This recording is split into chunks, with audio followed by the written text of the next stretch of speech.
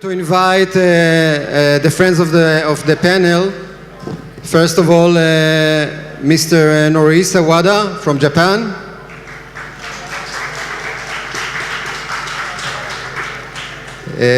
Karen Tal from Israel. And Lior Shalev, also from Israel. Please take your seats. It's okay.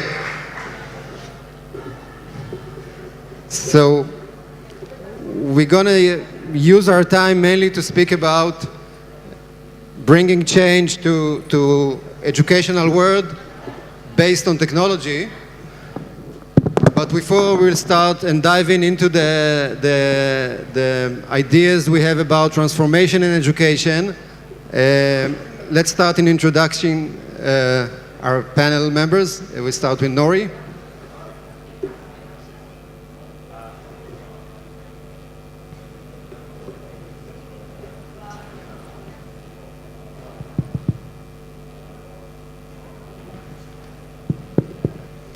Hello, everyone. Aviv-san, thanks for inviting me. My name is Norisa Wada. I am Executive Vice President for a company called EduLab, based in Tokyo, Japan.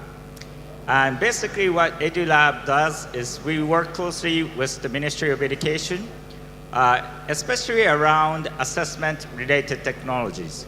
For example, one of the solutions that we provide to the ministry is we provide national assessment technologies, as well as college board entrance exams, and OECD PISA and PIAC. And today, we see a lot of change in education, also not globally, but within Japan. So one of the newest missions for us is how do we bring innovation into education, and how we could help the policy makers, like the ministry, in this new EdTech field. Thank you, Nori. Karen. Yeah, good morning. I'm so excited to be here. My name is Karen Tal. I'm the CEO of Educational Insights. But I don't want to start with what is Educational Insights. I will say something about myself and my background, and then why we are doing what we are doing, because there is the most important things all over the world. It starts, and by the end of the day, it's education. Yeah, you agree with me? Okay, yes. Okay, so I was born in Morocco. We immigrated to a very, very poor neighborhood in Jerusalem. I saw in all my childhood a lot of children that went to drugs. Some of them, unfortunately, did. I was very, very lucky. Till today, I'm very lucky to have my great parents that always emphasized the importance of education and emphasized that we should be a human being. And I was also lucky to have a great principal in Jerusalem that always encouraged me to ask why. Why? Such a simple question, but gives so much confidence. And then I decided that all my life I will focus in education, and I'll try to help students at risk, because there is too many students at risk in the modern world, and we want to give them a real chance to mobilize in the society. I am the former principal of Bialik Rogozin School in South Tel Aviv, not far away from here. I combined with a great teacher and large community of volunteers like Lior, like Talma, like Yael, like Rami that is here in this hall, and so many people that all the village came to help. And this school, instead of being school at risk, it became a school of inspiration. We grow the matriculation, the final exam, from 28% to 87. We doubled the number of the students. The school also won the Academy Award in 2011. And then what Tovanot B'Chinuch is doing, such a great people from high-tech company and others ask why this holistic model that the school became echo to the community and give a real chance to the students. Can we scale this model to other schools? Yes, we can, and we do it. By now, we are involved in 44 different schools, influence 50,000 students with a great large community of 1,500 volunteers. But the most important thing is the profile of the principal. They are not pedagogic principal only. They are leaders. They are making the change of their own community, and they are entrepreneurs. And we can continue to scale, to bring this hope of education, and how the technology is relevant. We will talk later about it. Thank you. Thank you, Corinne. Hi guys, so my name is Lior Shalev. I'm a father of three. The older one is 5.5 and the youngest one is 3 months. Now that's important because part of my passion is changing the future for my kids also. I'm being totally egoistic and I'm sure that you guys are the same. Any parents in the crowd, by the way? Yeah. Okay, so remember who you are because we'll address you later on those subjects. I'm the founder of Infogun. Infogun is a platform for preschool education, basically. I founded it 7 years ago in order to disturb and change the Israeli preschool system.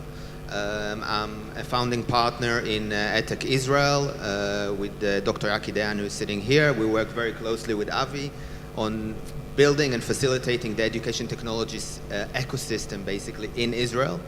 And I'm on the board of UNICEF also, and doing a couple of other stuff in the impact environment, but EdTech and education is my main passion, I guess. Thank you, Lior, and I'll introduce myself shortly.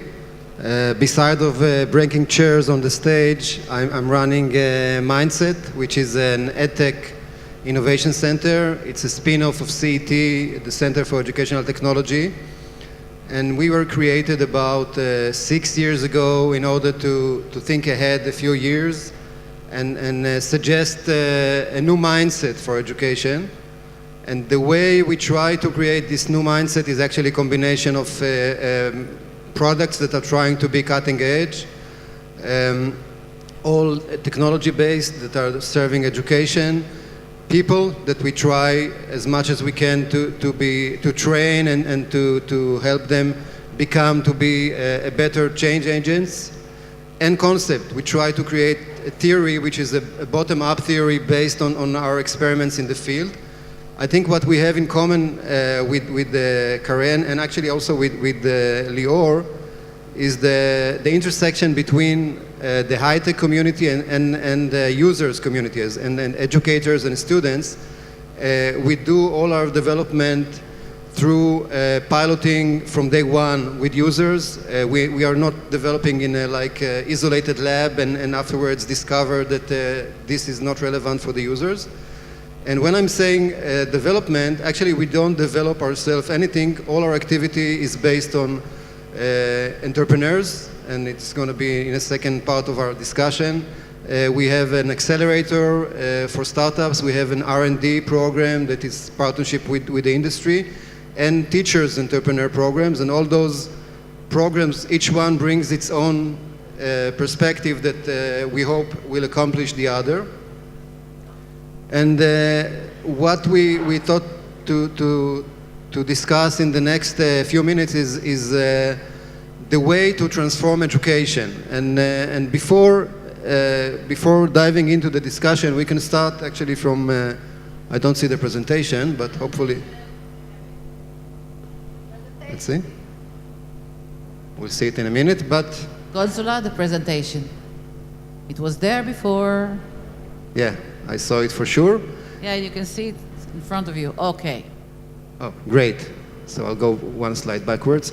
I love this cartoon, and I apologize for those of you in the audience that heard me before because I use it too often. I think I also already have to pay for the guy who created it in the New Yorker. The cartoon that shows a father sits with his son and says, you know, when I was in your age, the world was exactly the same. Which, of course, there was never a time like that, which there was no generational gap. But we see this gap much stronger, I think, than any other generation, mainly because of the technological culture around us. And when I'm saying technology, I'm not meaning necessarily the more rigorous notion of technology. It shouldn't be about algorithms, it's more about the culture. And I think most of the technological solutions that we're speaking about are actually a way to suggest alternative to the existing reality. For instance, Uber was not, at least when they started, about technology. It was much more about looking in the world of cabs and not taking it for granted and suggesting another way to do it, which could be good or bad, but it's for sure very, very different from the original one. And I think this is typical for many of the startups that really change the world and change the way we are going to hotels, or change our transportation, or change the way we retail, and also should change education. And when we are speaking about bringing transformation to in general, we usually use those buzzwords of innovation, disruption, and entrepreneurship. This is the vocabulary. Sometimes it becomes to be almost cliche, and each one of those notions, although it sounds sometimes like a synonym, each one of them is having, I think, a different connotation and a different message. When we're speaking about innovation, first of all, we should remember that it's new, that innovation is a good thing. Like in our culture, when we are saying innovation, it's always positive. It was not long ago, and we have some quotes here of the founding fathers of the United States that are objecting an innovation. It was not long ago that innovation was a bad word. It was like a negative idea of bringing something that disrupt society. And I think the essence of this notion of innovation is probably, first of all, it's a notion that goes from the perspective of the outcome that we are looking for, like the world we would like to see, something new that is not right now in front of us, but the innovative idea will bring it. In Hebrew, it's even stronger, like we're saying newness. I think chadshanut should be translated not to innovation, rather more to newness, like bringing something new that is not existing right now.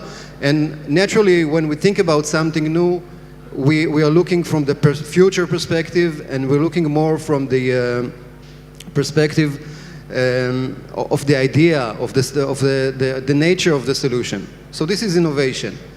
The second word, disruption, came to this discourse in the late 90s by this book of Clayton Christensen, The Innovator's Dilemma, which brought the disruptive theory.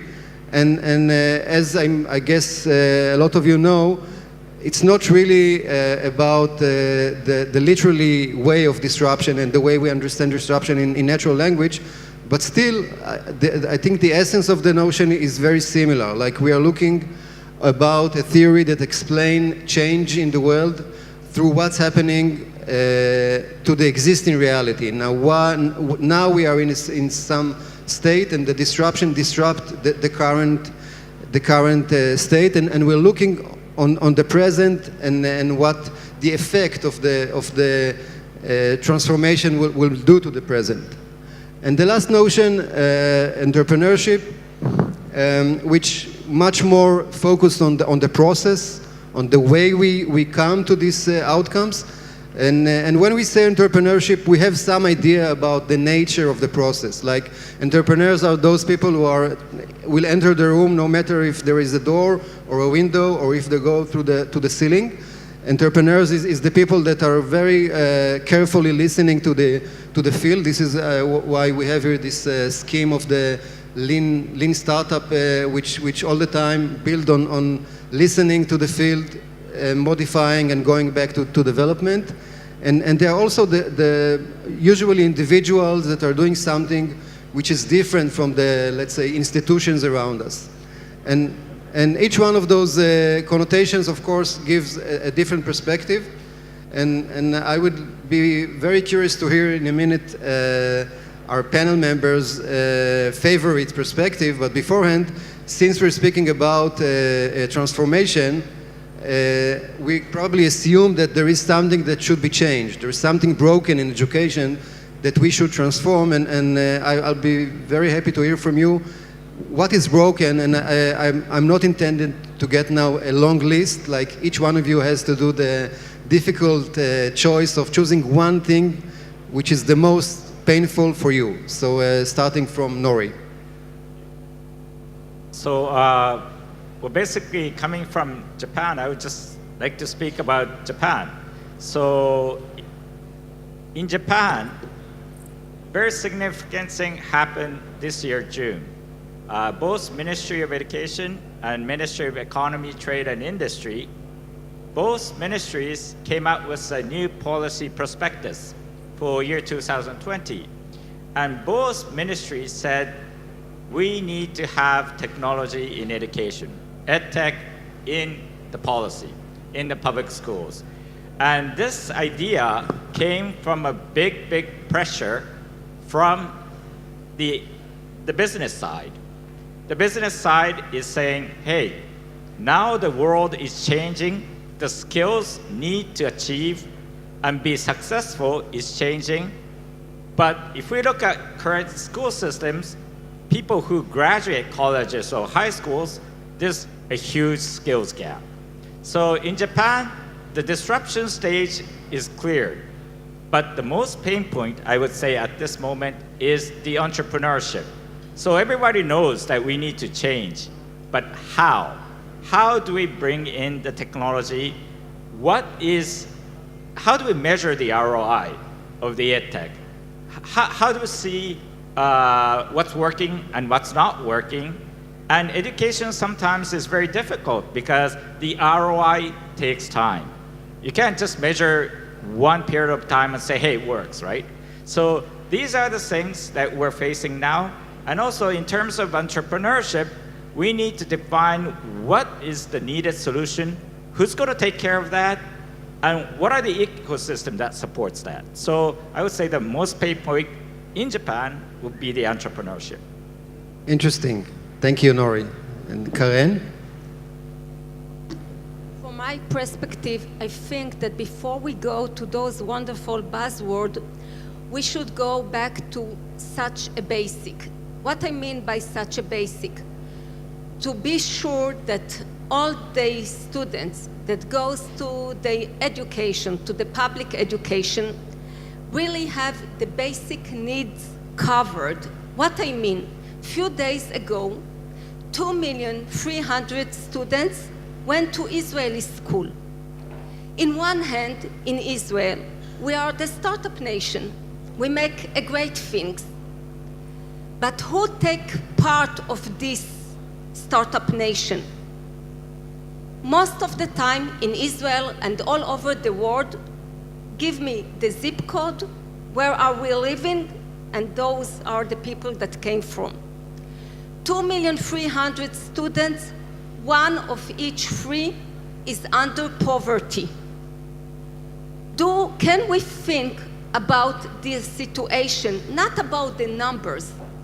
Each child, what it means that Muhammad, that is a refugee, and he saw the parents killed in front of his eyes. Is those words relevant to him?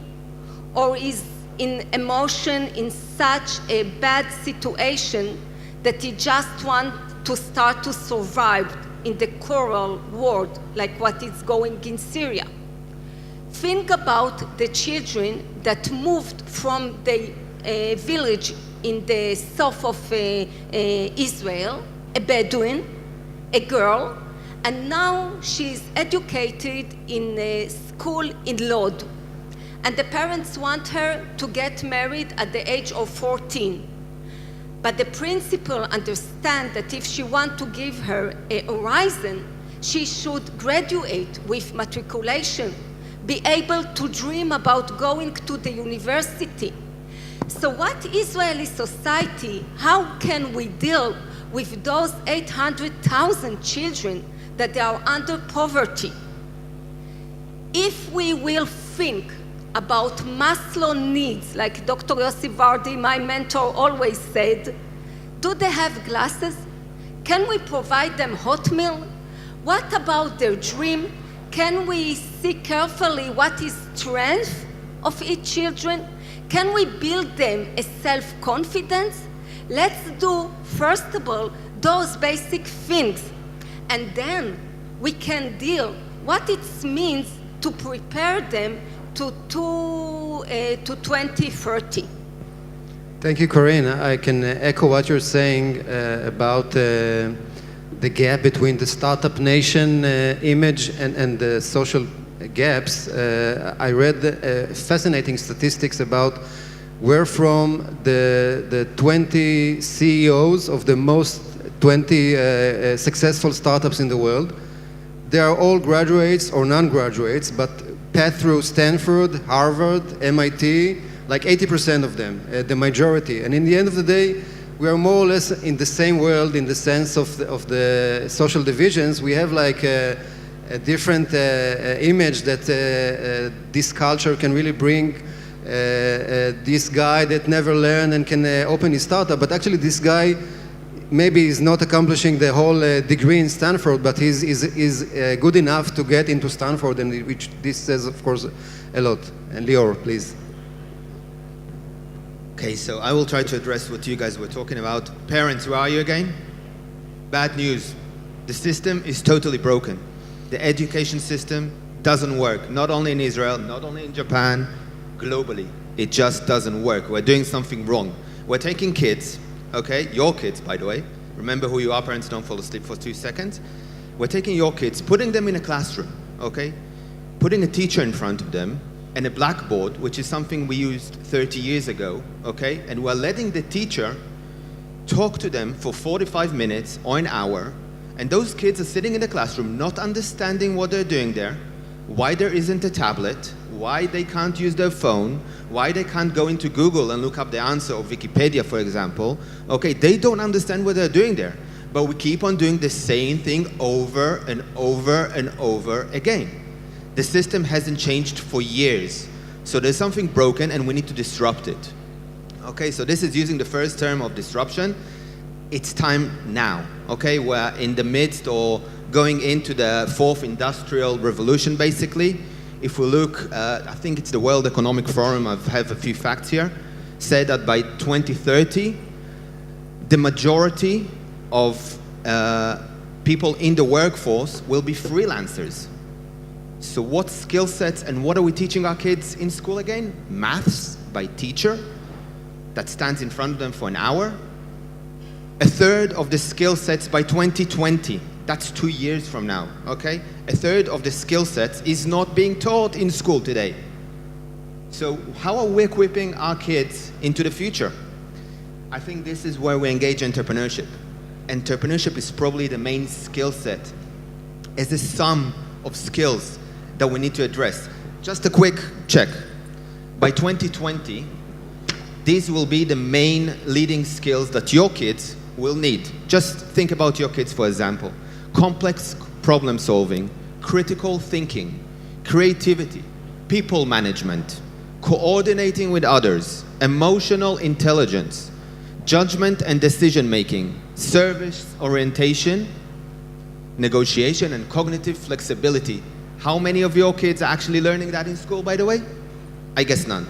So disturbance and disturbing the system is a must. We have to teach those kids skill sets that they can work with in a world that is changing. We're talking about artificial intelligence, we're talking about autonomous transportation, we're talking about robotics, we're talking about occupations that are disappearing from the world, but we keep on teaching them non-stop. We have to change phase in our mind. We have to do that disturbance for the whole system, and the system needs to start changing itself. Thank you, Lior.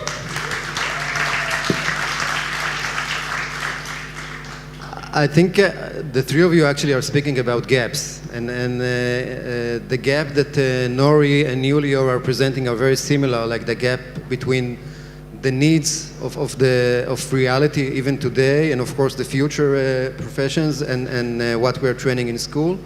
And Karine, you're speaking about the social gaps that are in a way creating a huge amount of people that are staying behind.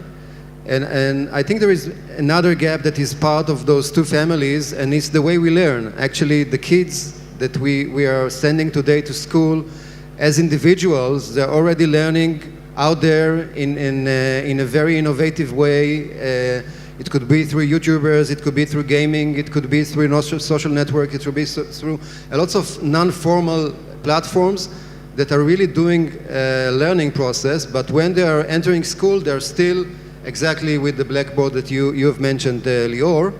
And you already hinted, I think, some of you about the most important perspective to cope with this, but I'll be happy to each one of you can choose out of these three words, each one with its own connotation: innovation, disruption, and entrepreneurship. The perspective that is the most, let's say, powerful from your own. And all of you, I think, are answering all the three, but the one that you are relating more. Let's start from Lior now. Well, I would go for entrepreneurship because I think that one of the main essences for entrepreneurship is curiosity, basically.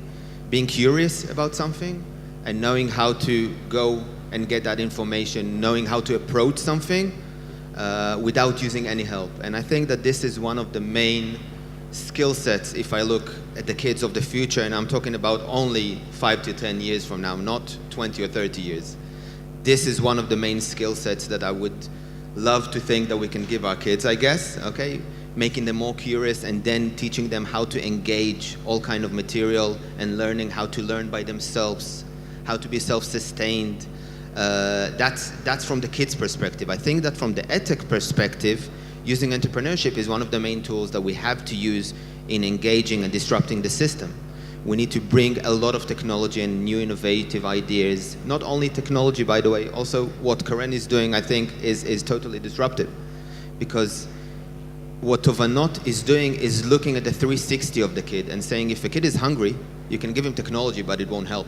Okay, if he needs glasses and no one checked for it, he won't be able to stay in class. He won't be able to engage any sort of tablet. So we need to look at it maybe in a holistic kind of way, but I think that entrepreneurship is definitely the pinpoint of that spear. Just to add to what you're saying about the 360 degrees, I think this is part of the essence of being an entrepreneur, and some of the part that really defines between a startup perspective in our scene in EdTech and let's say more institutional perspective. The institutions naturally are looking on a very narrow range of the kid's life. Startups have no choice but to see the whole perspective. Otherwise, they don't really understand their user, and usually they serve the end user. Avi, I think that I cannot choose one of them. I think that we need the three of them because one cannot exist without the other. One will give us the answer about why, how to do things, the process for doing it. And I think that if always we will be in kind of state of mind just to criticize the system and the teachers in a such complicated world that even though the parents don't know how to deal with their children, because part of that it's also the technology, because with your permission, yeah, you try to speak with your parents and they say, yes, of course, I'm listening. And what the child really needs is the attention of the parents, the eyes, this kind of skills of communicate. I see here, what's the difference here with the huge technology? Why we are coming, I'm not far away, yes, just 3 kilometers, but you came from Japan. And other delegation came from all over the world. Why? Because one of the most important things that we need is that the eye contact, the flexibility to be able to meet other people from other culture. And in front of our face, we have this area of imagination, creation, and the ability of making decision. So we should embrace the teachers, the principal, and we should come all together, the people like we are doing in Tovanot B'Chinuch, this large community of 1,500 volunteers, very diverse by the age, very diverse by the skills, very diverse by the field that they are coming from. And this melange, putting all together, the people all together, that we build the bridge, we came from outside to the schools, and then we can build a society that will be more relevant to the new world that none of us know what it will be, like you said. Nori. Okay, so I would probably relate to entrepreneurship because disruption, maybe not all of you, but for me, disruption sounds like there is a legacy system and you want to, that's your rival. I have a better thing. I have a cooler thing. I have a thing that works, better.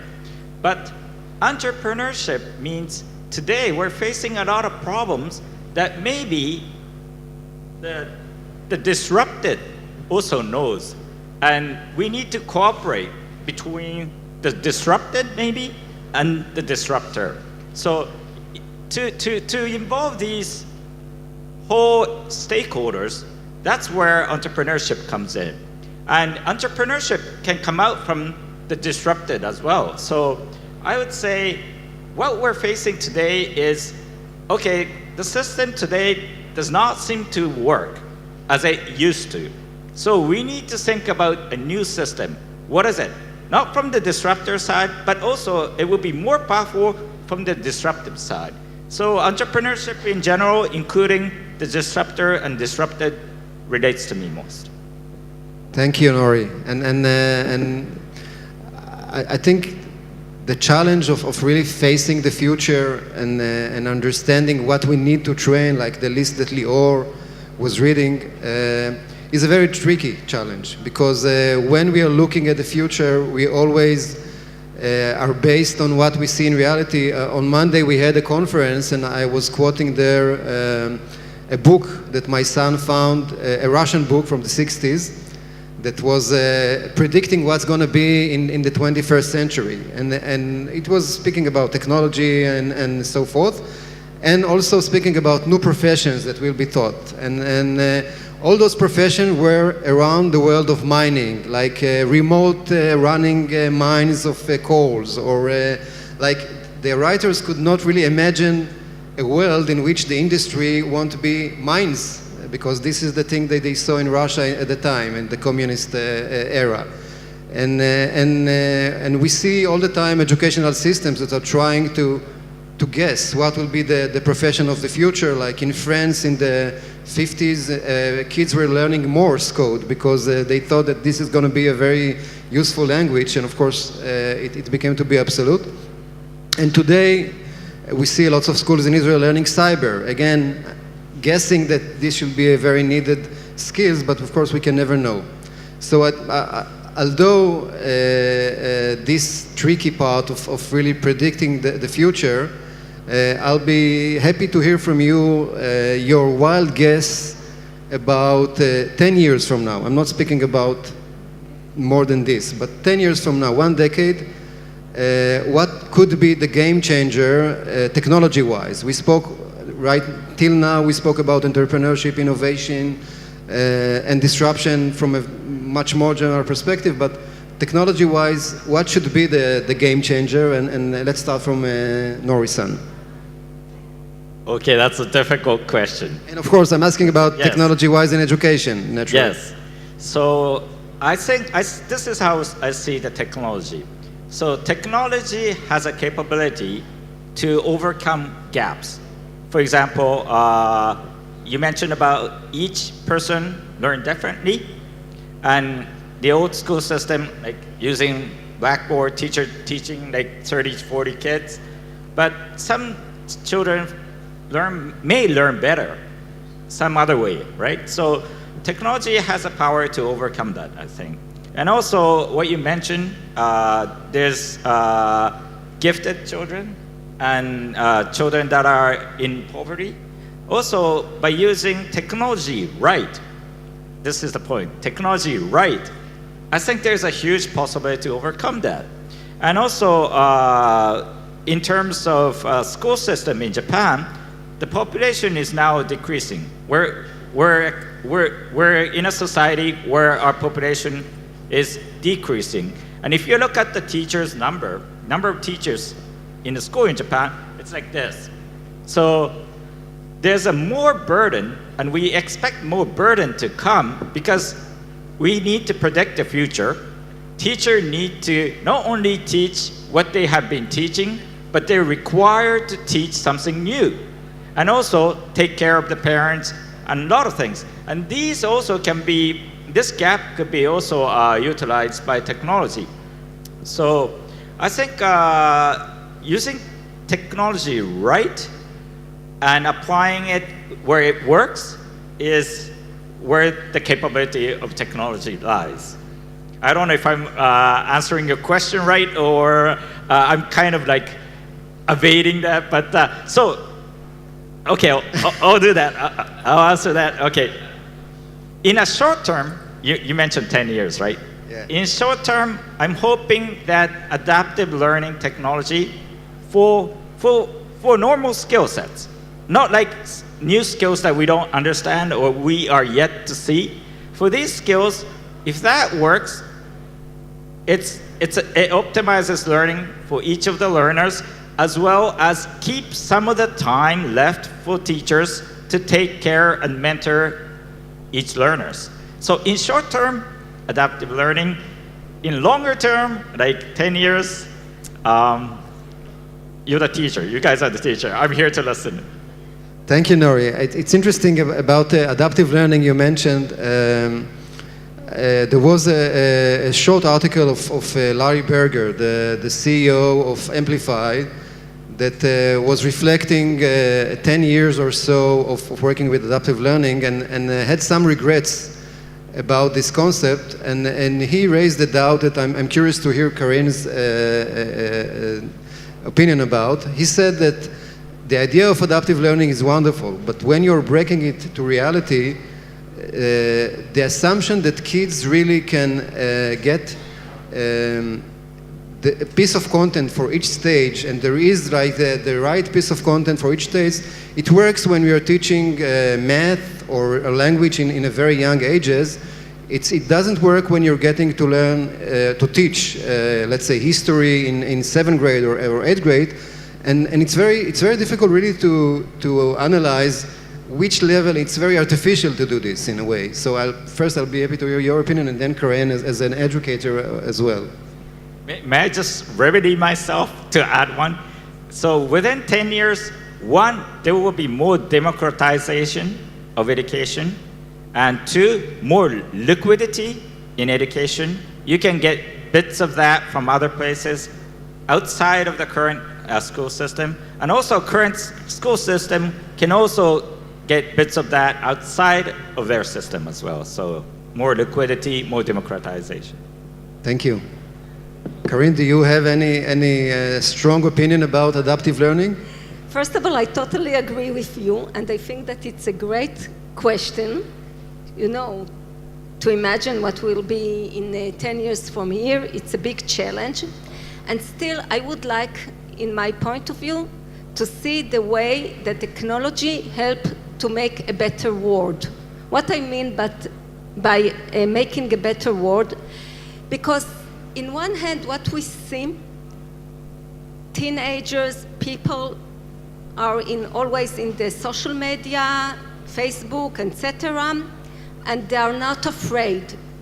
In one hand, they feel, yes, we have a great friends, but then how we translate this virtual world without being afraid from people that are not like us, how we translate it to the real life, to be more polite, to have more empathy and sympathy to each other, to take care about the environment, to take care about what's happened not just in my apartment, but about the society, and not just the close society. If I see terrible things that happen all over the world, and unfortunately, always bad things will happen. So how people will say, yes, I can, in my little energy, or not little energy, can make a change. So that's one thing that I dream. And the second thing, if technology still can help us to see the difference of people and give each one his own voice in the world, not like all the things are the same. No, still we are individual. Still there is differences, and how those differences that the technology can give us the way to see those things, help us again to build a strong and a society that based in the basic norms that will stay forever. Just to add some color on your vision, one of the startups that grew in Mindset had a solution in virtual reality that practice kids to be in someone else's skin, like getting to be a dog or getting to be a boy with other color, and then again getting some kind of sensitivity through virtual reality to the other perspective in society. Lior, your perspective about 10 years from now. Well, I totally agree with Nori. 10 years is very difficult. I can give you 7. 7, I'll settle for that. I think we'll see two main themes, and I think that you two both mentioned it. Adaptive learning and machine learning will definitely enter the classroom in a more significant way, I would guess, and I can guess because find me in 7 years, guys, and tell me if I was right, by the way. But I would guess that about 60 or 70% of the classroom will be based on adaptive learning, okay? We will have VR lessons, of course. This is the second technology. But inside the classroom, I think the main theme and the main change will be not through the technology side, because technology is only a facilitator. It only helps us get somewhere, basically. I think the teacher will change. McKinsey has a T model, basically. And if today math teachers teach math from starters to the end, the way I see the teacher in the next 7 years would be as a facilitator of a discussion. He will pass on values. He will talk to the pupils about their day-to-day life. He will find whether they're troubled from something, because you don't need him to teach math. You don't need him to teach any sort of lesson, I would think, because adaptive learning, machine learning, and VR will probably cover about 60 to 70%, but we do need those people to understand a little bit in all those things so that they can talk to the kids, help the kids, be proper educators, maybe. I guess maybe we evolved and we forgot what that meaning of word, teacher, educator is. So getting back to the core through technology, I think this is my bet. Thank you very much, Lior. I guess we're out of time, although I don't know it because I see mainly flowers here, but now I see that it is. So I would like to thank our excellent panel, and you're all invited to meet us afterwards. Wonderful, beautiful, amazing guides to our future. It's very important for us.